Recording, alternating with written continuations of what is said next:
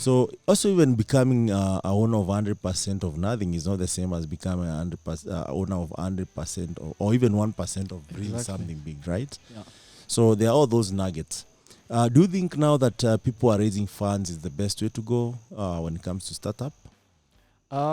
Yes, I would say in the market now I've realized that there's ideation and also most of the product go with a prototype, which is very good because if I'm an investor, I want to see the product. Yeah. Don't give me the idea because everybody have ideas. Yes. I know some awesome people that have great ideas, but implementation it's a problem. Yeah. So when you have the prototype, it means that you're ready for implementation. Yeah. So I would say it's the right way to go. Yeah. And right now, I think developers have learned that a lot. Back in my days, you have an idea, make a proposal, go pitch it there. It's very good, but you win a few dollars. You don't realize that some of this money can't help you that much, because I remember even when the tech ecosystem started in Nairobi, the prices or the investment that you could get a seed fund was between $5,000 to $50,000, and that's even back then it was not that much. You could not have everything together and even do marketing or piloting or anything that actually would bring value to your business.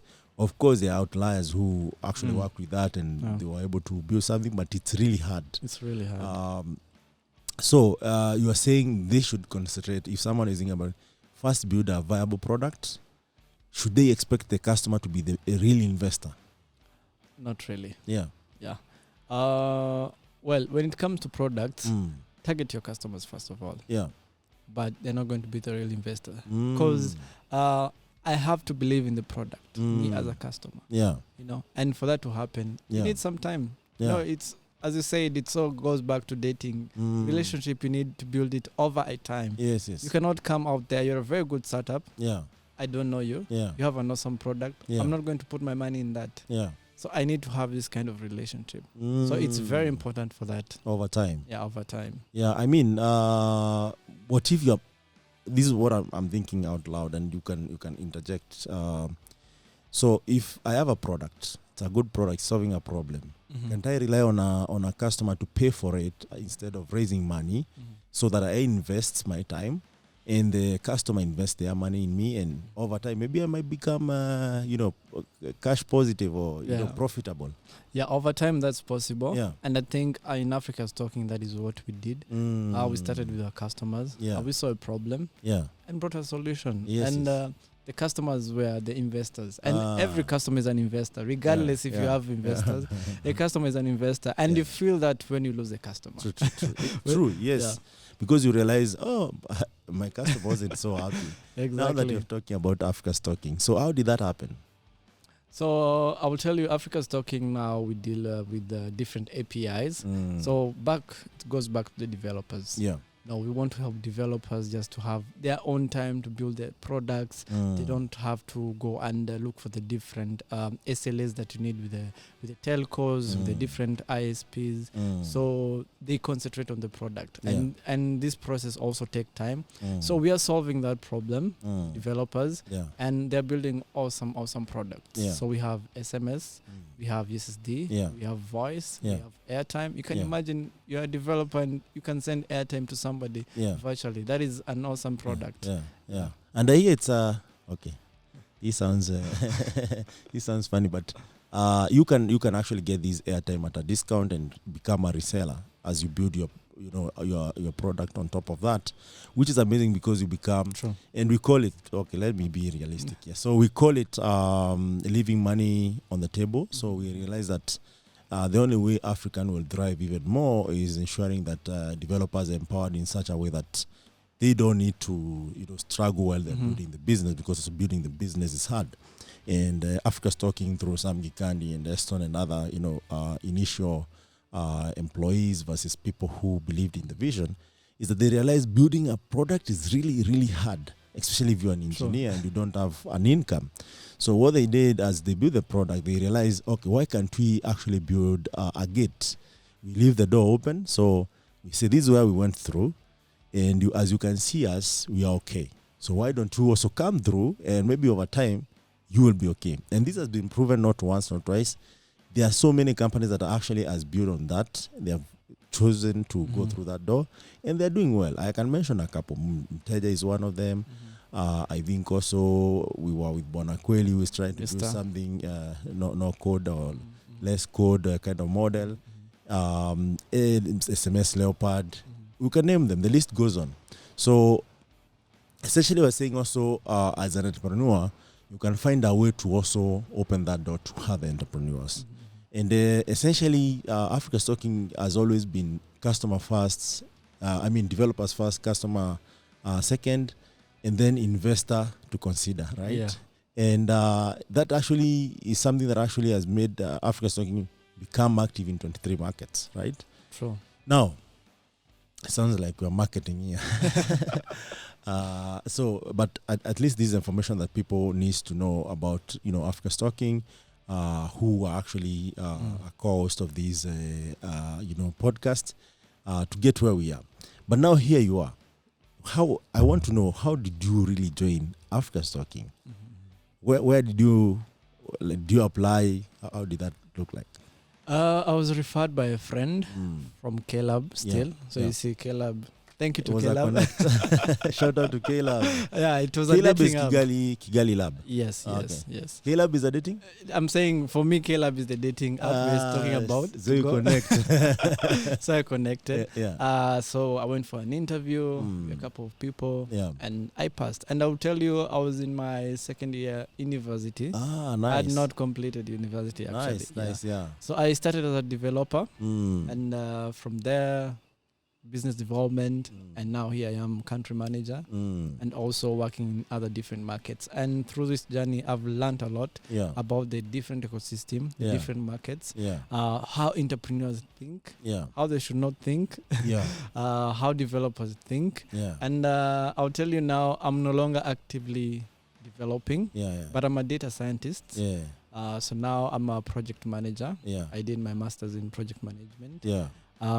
So I focus more on how can I sell this product. You see, the solution. You're putting that too lightly, but you have built actually these, I would call it francophone kind of market to where it is right now. And by the way, Rwanda market is impressive even in AfricasTalking portfolio and many other markets that you're activating right now. And that shows you that having an entrepreneurial spirit is very, very important, even when you're working for someone, because you start to understand, I can try this, and if it doesn't work, maybe I can refine this, and if I make a mistake, this is the way to recover. Exactly. So how was that journey? A second year, who has failed several on entrepreneurship venture, and then you get hired to activate a whole market? Well, I saw it as an opportunity. Where did you start? I started in Caleb. Okay. So it went back to Caleb, and I would mention that it's very important to know your environment. And as I was saying, in a co-working space, your first clients are your colleagues there. So the person you just ignore every day. Exactly, that person you ignore, that dev that is always busy with the headsets. That finance guy. Tap them and ask them, how are you you're doing? Like, hey, how are you doing? Can I buy you coffee? Just connect with people. Because that's how you get clients. True. And I believe that a customer can be a friend more than a friend can be a client. That if you look around your circle, please, if you don't mind, repeat that again. A client can be a friend easier than a friend can be a client. I see. And I speak from experience. In my experience, I've learned that in AfricasTalking, I've gained so many friends who are clients, but we became friends. We are connecting, we are sharing all these ideas together. Like, this is how it works. But friends, a few clients, yes.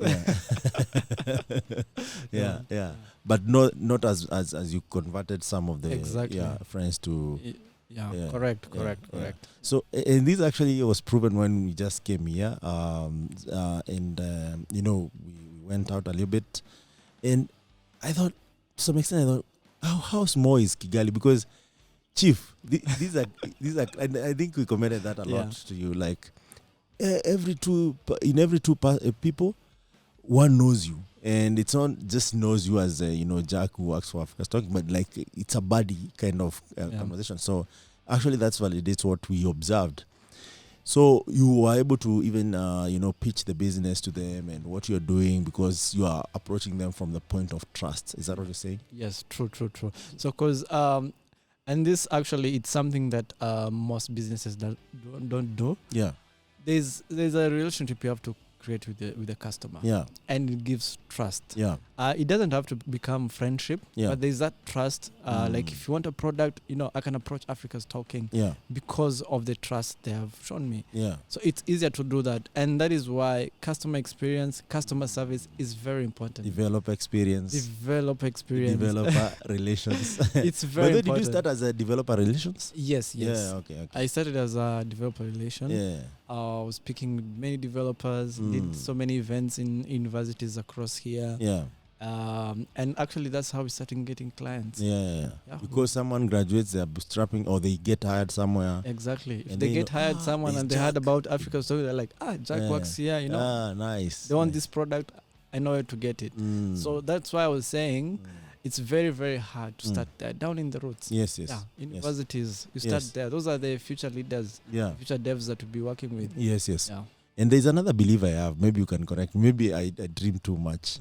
I believe that the next biggest solution across the world, not only Africa, will come from Africa.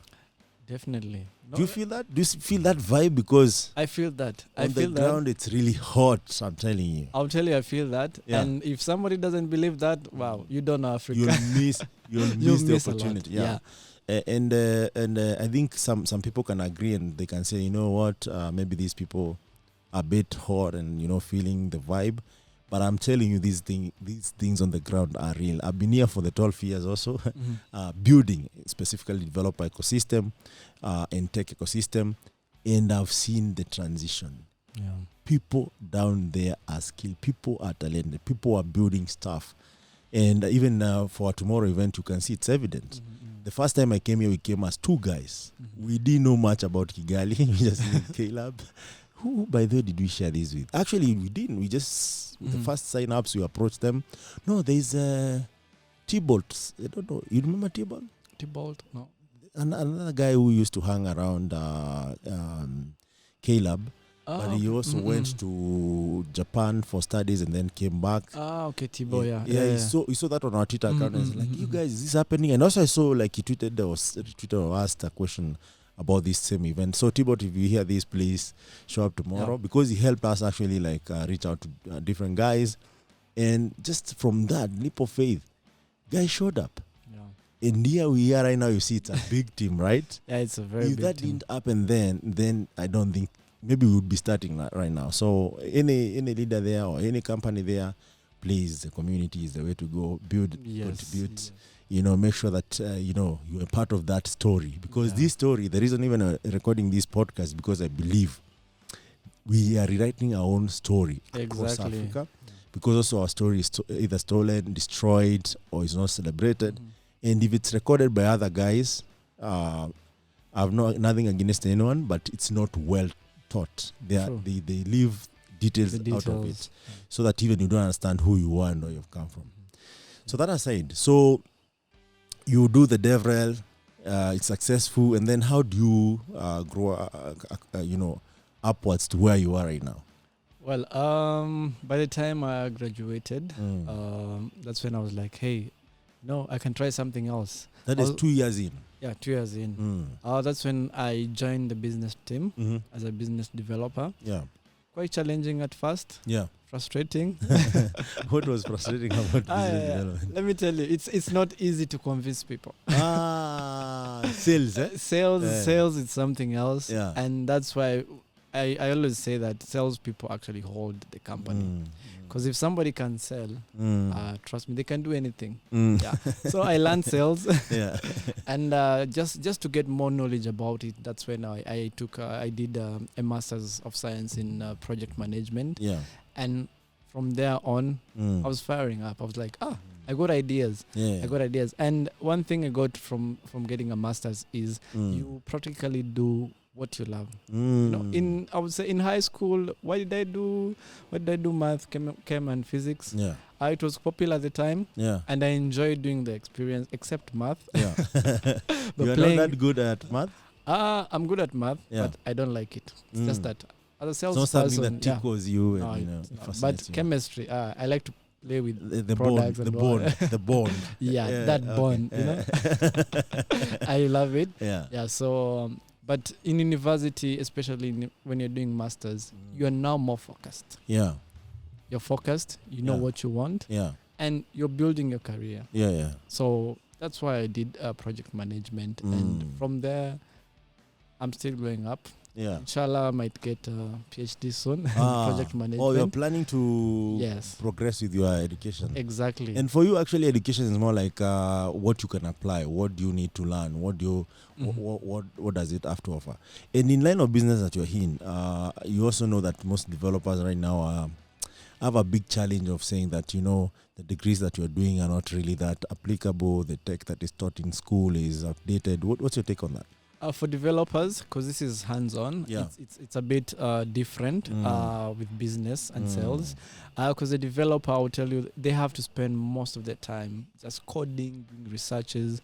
And the reason why I actually dropped out on being a developer is because of Scala.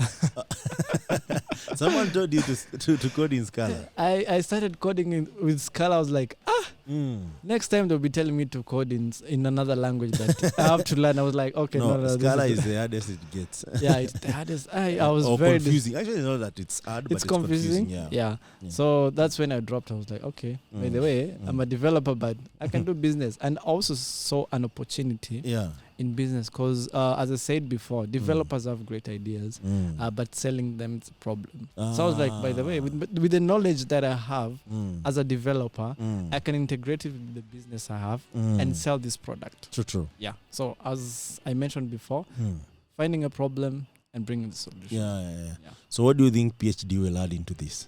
I would do a lot of research actually with PhD, and I would say this is a research I'm doing. It's just that's why it's the not data in class. science thing is coming into play. Yes. That's why I actually did a diploma in data science because I now want to learn like how can I get all this data, you know, all that information. For me, education is very, very much oriented on something I want to achieve. You just don't go to school. It's not about school. I don't like school. I think I've mentioned that several times. Yeah. But if you go there knowing that you want to learn this certain skill, you'll enjoy it. Yeah. True. So now, Jack, there is something about this ecosystem that is not the same as other East African countries, and even Africa at large. That companies here are either, if it's big, it's just a foreign headquarter or subsidiary. But if it's local, it's like it's being built because it's also Rwanda is a young country. How easy is it to convince someone to trust you and invest their hard-earned revenue that they know actually if something goes wrong, we might go to square zero. Yeah. And they trust you and they're able, and I know you have convinced a couple of guys, you have pitched it, you have shown them the value, and some of them are happy, some of them maybe not. How is that process? The trust, actually, I would say, I'll give credit to our leadership, the government. Because if the ecosystem, Rwanda is a startup nation. Yes. It is a startup nation. 100%. It has good leadership that actually orients people and developers and entrepreneurs and give them that opportunity of feeling like this is a place where you can bring your money and be sure nobody's going to mess with that money. So there is trust from the government. There is trust from the government. Because I would say in most nations, not mentioning any, it starts with the government. The leadership, actually. If the leadership is good, this means also the entrepreneurs, you know, will also be good. They'll be good. So there is trickle-down effect. Exactly. So that is very important. And in this nation, I would tell you, we have seen that. That's why No Skin is here, actually. Because they know if you invest in these developers, we are sure they are going to build something great. So, in other words, you're saying that our government needs to get their act together. Number one. Number two is that we need to create a pipeline of trust. Exactly. End-to-end trust. End-to-end trust. Yeah. And the government have to do that, and also help the entrepreneurs, because most entrepreneurs don't have the funds for that. But I will tell you, in Rwanda, we have different organization or government organizations that are trying to invest in entrepreneurs, developers, to assist them in that. So if a country can believe in the entrepreneurs, me as an investor, why not? Yeah, you follow suit. Yeah, I follow suit. And by the way, if you've never been to Kigali, I don't know, the view is good. Yeah, you'll see the video later on. So you subscribe to our channel, Impact Masters on YouTube. And also AfricasTalking, all these videos will be uploaded there. And you can see the view. So one thing that I've realized that His Excellency Paul Kagame means business. He runs this country like a serious, innovative CEO. And you can see them with the lighting. So you can go virtually anywhere 24 hours, though people here are a bit reserved by 10, 11. I wish this was in Nairobi. So actually this economy, once it turns 24-hour economy, it will be really easy because most of the infrastructure is in place. And also government itself is leading by digitalizing the whole process of accessing service. And also the security that you experience here in terms of, even walking around and also doing business and also, how safe your money is. And also the transition that they had from, hiring a couple of foreigners to help them as they grow to now that is almost fully transitional to Rwandese. Yes. If I'm not wrong. Yeah, you're not wrong. Because back then when I was here, most of the people were foreigners. Yes, true. And you mentioned something very important, that His Excellency Paul Kagame is running this country as a business. Yeah. And I'll tell you, do you know where that comes from? And people don't realize? Yeah. In the Bible. Okay. In the Bible, I will tell you, in the Bible, that's where leadership comes from. Yes. And it's like a company. So if you read the Bible in deep, you see that leadership and anything can lead it as a company. Because there is always the C-suite there, up there. Yeah. They're the managers, the supervisors, and now the people. Yeah. So that's how you should actually lead anything. Yeah. Even at home, if you have a family, you're the CEO. The wife is the deputy CEO. The kids are the... You can arrange in that. Exactly. And if you do that, you become entrepreneurs. Everything works. And everything works. Yeah, and everybody does their part. Because there's someone, I don't know if it's today or the day before yesterday. So I mentioned that, hey, you guys are well organized. You should take care of Paul Kagame as a president and, even show some love. Because sometimes you might be doing all this and maybe your guys are like talking, shit about you, which is not fair. As a human, of course. Even Paul Kagame is a human. Definitely. You don't feel good about it, knowing how much you go, to get all this working. Because this guy, give it to him. He created this from scratch. There was nothing here 28 years ago. It was destroyed. There was nothing at all. And right now, look, it's so organized, so well, and everything works. Everything. So this guy said something very important. He said that not only do we appreciate him, but he is working where people really are supporting him to make for this work to make sense. And that hit me differently because I realized not only do you appreciate, but you understand what he's doing. So you guys keep it up. And I'm not saying that he's a saint or anything. He's a human. He has his weaknesses. There are things that people look at and they won't all like, but you can't make everyone happy.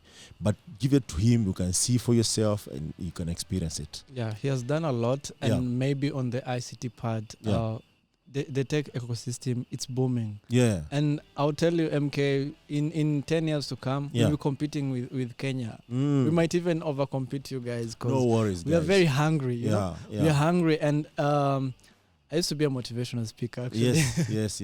When you're hungry, you work a lot. And you can notice this. When you're broke, you get ideas of where you get money. You're like, I'll get money. Or if you have a project that you're working on and you want a certain budget, you start getting ideas. But when you have everything, you're like, I'm cool. No worries. So we are hungry. Yeah. And I mean, to the point that you've said that you'll be competing even with Kenya. The reason I'm here is because I believe in abundance. So there's enough for everyone. And even the idea of competing should not be there. It should be the idea of partnering. how can we partner, how can we share, how can we grow together, because it's easier to grow together rather than me looking up to you. Exactly. Because at the end of the day, it will be like, there is that burden of, I see Jack and I'm like, why is Jack solo? Let me support him. But if we grow together, like, yo, can you bring maybe half, 50%, I bring maybe 25% or 10%, and then build this together. And when it grows, we have more than enough to even grow more and more. Exactly. Makes a lot of sense. Yeah. And I'll tell you, in AfricasTalking, we're doing that. Yes. We don't have any competitor. We have partners. You have partners. Yeah, because you find that maybe they're providing this, but I need it. Yeah. I can use them as a backup. They can use me as a backup. Nice. So it's a win-win situation. Nice. Yeah. Now that you're talking about partnership, and I am sure you have established some of these, in collaboration with some of our amazing team. By the way, AfricasTalking, we call ourselves a team. I don't know if people know this.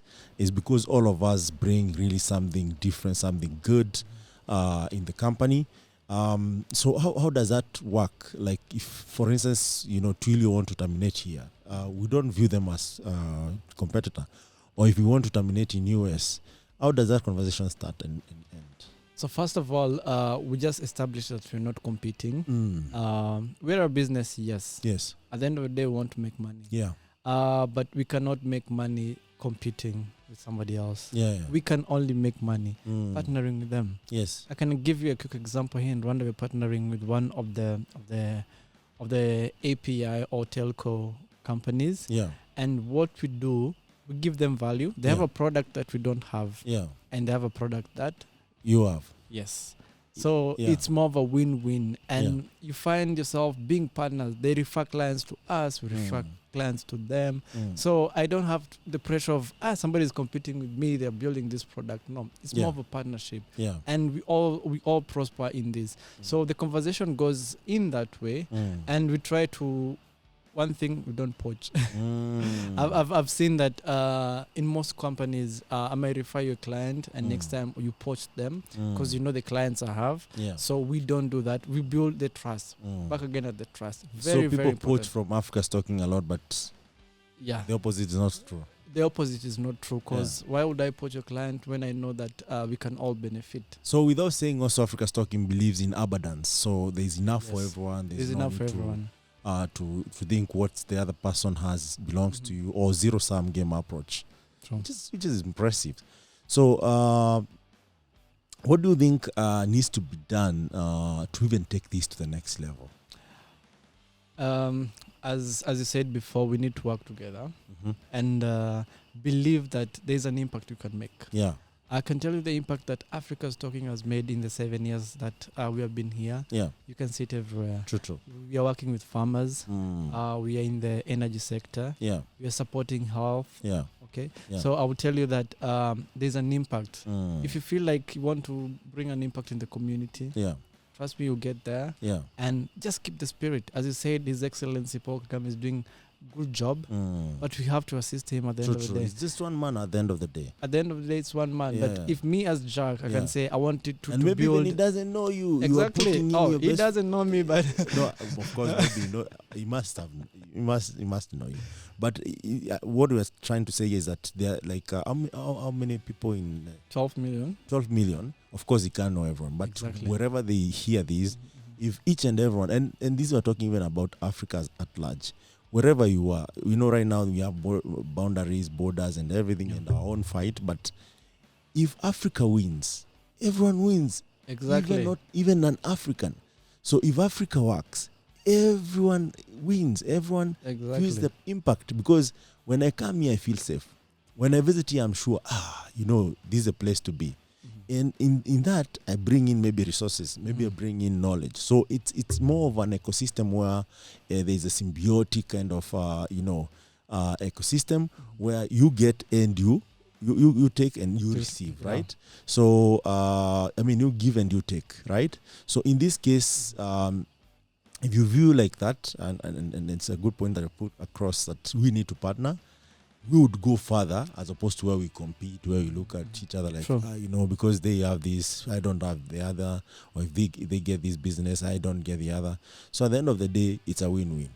Now, Anything else you think can be done beyond partnerships? Yes, there's a lot can be done.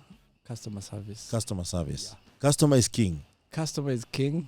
And if you go into my Twitter, you see that I appreciate the good services. Yeah. And the bad services, it's a different conversation. How do do you give them directly, or do you also, show it on Twitter? I show it on Twitter. I do it directly because I appreciate that good customer service because it means a lot. Yeah. I'll give you a small example. It's one of the banks that I work with. Yeah. They can help you anytime. Yeah. And calling somebody and they're like, hey, they feel that your problem is theirs. And that is customer service. It's very, very important. Yeah. I know some good products out here. Yeah. But the customer service is something else. Yeah. I would not want to use that product. Yeah. So customer service is very, very important in every business. Because bringing in clients might be easy. Yeah. But keeping them is the hardest thing. Yes. Because how can you retain your clients? I can pitch the sales team, we know how they to sell pitch. hot air. Yes. Yeah. They can even sell you sand in the desert. Yeah. So keeping the client is very, very important. Yeah, because they will verify what you sold if it's exactly true. Yeah. if it's true. Because customer retention is very important. Yeah. And growing with them. Yeah. So those are the two key things that I can mention for an entrepreneur and also for the ecosystem. Yeah. If you're building a great product, it's good. Yeah. But the customer service is shabby. I would not want to use that product. I just give up. Yeah. Is there anything else that can be done more than that? Well, of course, there's a lot that can be done. True. But those are the two key things that I can mention as of now. But a lot can be done. What do you think about education system and adopting what is happening in tech, because tech is not remaining the same? Yeah. I understand there's a reason why people are taught the basics of, say, programming or the basics of computer science, because that will never change. But the overlying factors will always change because they want to adapt to what is changing in the available technology. How can we bridge those two gaps that exist? Education is very important as well, and good enough. I don't know if you've heard about Rwanda Code Academy. So instead of focusing in different studies, they focus on programming. So you can imagine you're doing programming from high school. You're not going to compete with this kid. They just come fresh in the market, but they have a lot of knowledge that you can learn from. So also that is very important. And in Rwanda, we have so many TVETs, vocational schools, that help build people from the start, from scratch. This is your passion. This is what you feel like you can do. So why do you have to wait till university to choose what you want to do? True.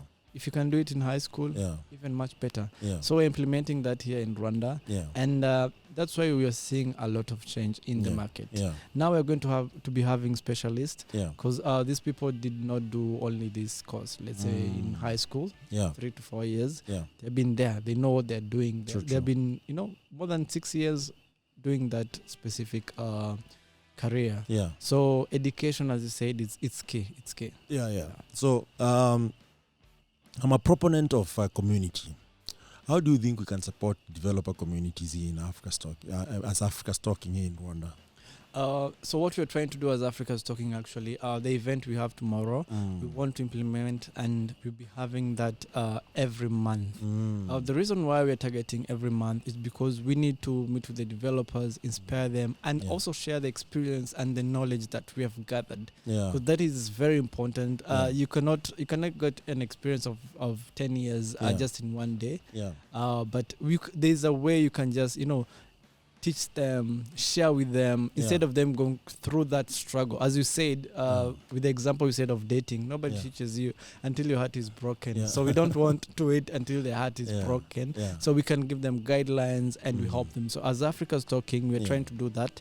And monthly we'll be having hackathons, talks, podcasts. If we can even do that weekly, Twitter space, just to educate and to share the knowledge that we have, and also to learn from the developers. yes. Because they have awesome solutions that we don't think about, and we see how can we help them? Can we sponsor them?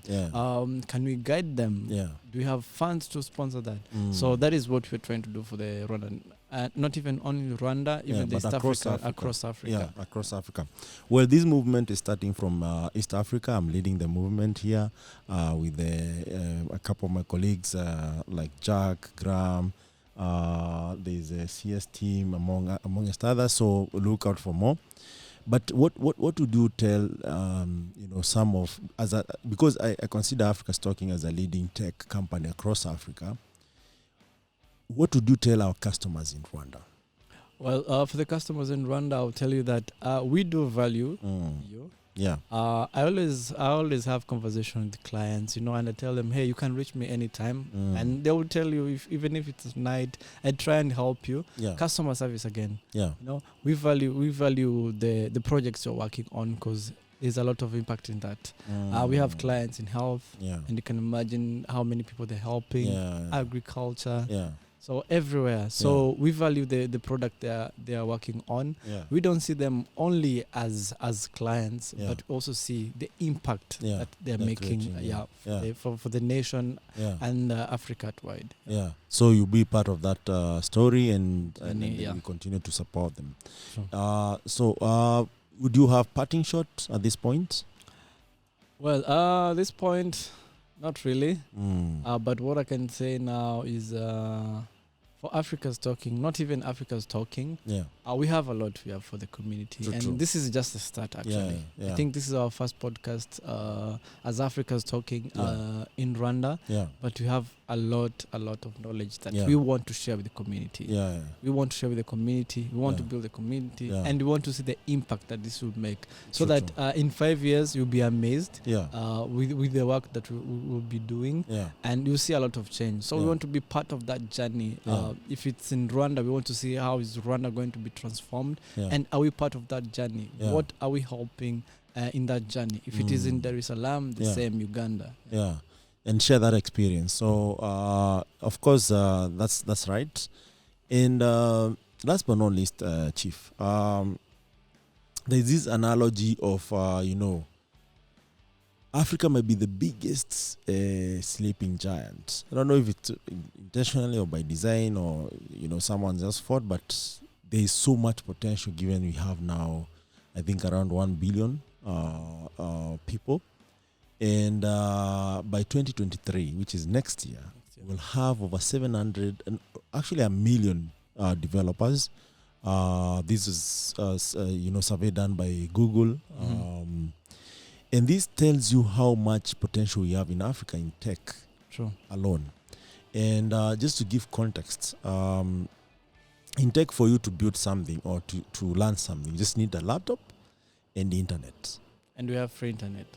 You guys have free internet? Yeah, you can get free internet. Come on now, Jack. In town, you get free internet. And the way I've been suffering here. If you go in town at the car-free zone, you can get free internet. Even in the bus stops, you can get free internet. Okay. But maybe eventually, it might be across town, right? Exactly. Yeah. So that's interesting because now at least someone will not have an excuse that they can't access internet, right?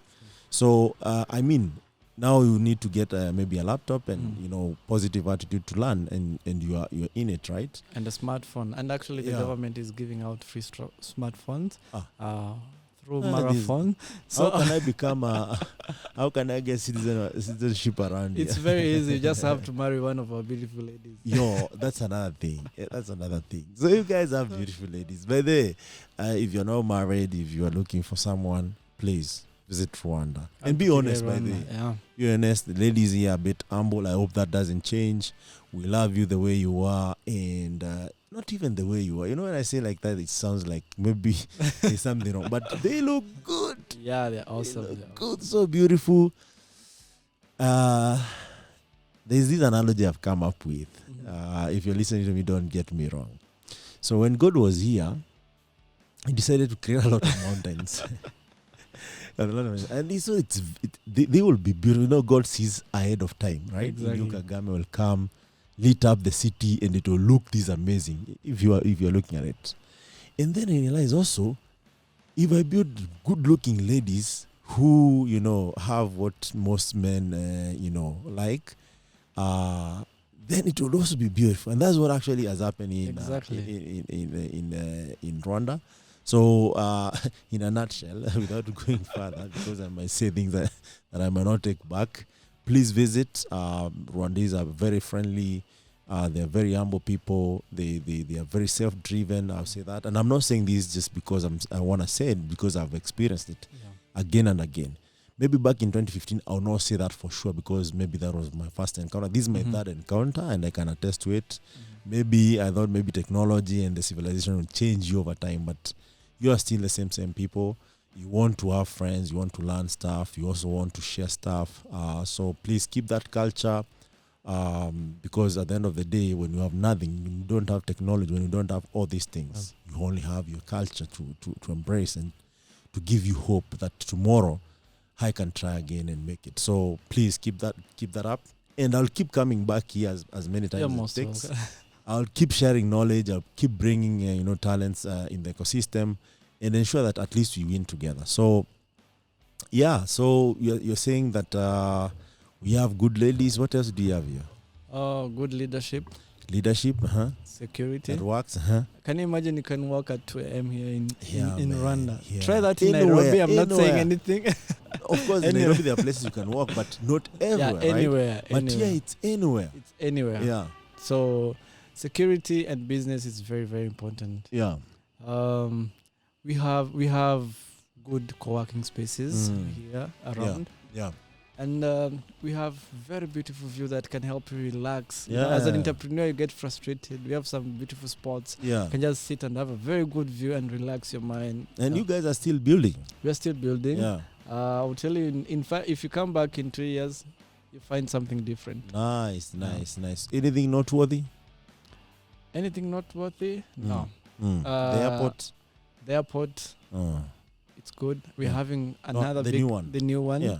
We're going to have a new airport that can host many people now. Yeah. Because Rwanda, through the Visit Rwanda, we are getting so many visitors. We have so many meetings happening here in Rwanda. Yeah. So we want, as I said, that is part of the client support, I was saying, experience. Yeah. We're trying to make people to feel that experience of visiting Rwanda.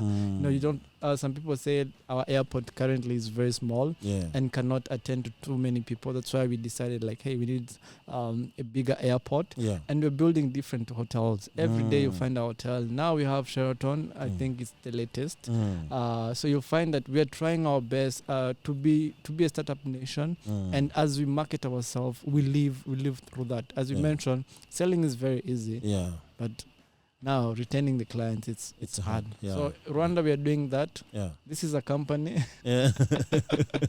And the CEO is His Excellency Paul Kagame. Yes. Paul Kagame. Thank you so much, Jack.